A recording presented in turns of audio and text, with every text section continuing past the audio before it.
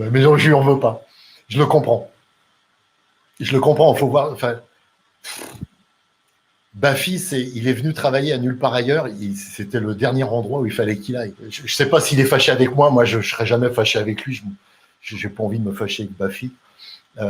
Mais il était très doué chez Ardisson parce que c'était monté.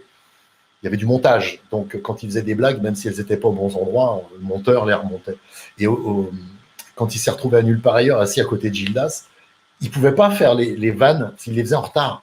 Et Gildas, comme lui, il était obsédé par la montre, il lui mettait la main sur le genou, il lui pinçait le genou pour pas qu'il parle. Il dit ah, pas maintenant, c'est trop tard, t'as pas fait la vanne.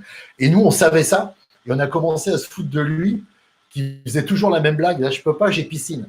Et donc, il l'a super mal pris. Et il m'a retiré son bonjour, m'a-t-il dit, pendant des années. Il me croisait dans les couloirs, il ne me parlait pas. J'existais pas, j'étais transparent.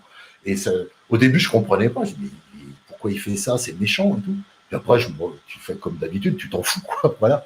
Donc, je ne sais pas où il en est avec les Guignols. Il en parle encore? Oui, il a une petite saillie en disant oui, c'est pas drôle, c'était violent, c'était l'affaire de 3 personnes qui avaient pris le pouvoir à Canal+. Voilà, je fais Ah ouais, ouais. Il y a des gens qui ont dit ça, ouais. Ouais, il y a Guillaume Durand qui avait dit aussi que les Guignols avaient pris le pouvoir. Il avait écrit un bouquin qui s'appelait La peur bleue. Ah oui, que moi j'avais rebaptisé La chiasse verte. C'était le mec apprend qu'il est viré dans Voici, tu vois, et il va voir De Greff en lui disant ils disent que je suis viré, il faut que tu fasses un démenti. L'autre, tu dis non, j'allais te l'annoncer, ils l'ont annoncé avant, mais t'es viré. Et l'autre devient dingue et il dit il y a un complot entre les Guignols, De Greff, Agnès Michaud à l'époque. Il écrit un bouquin, mais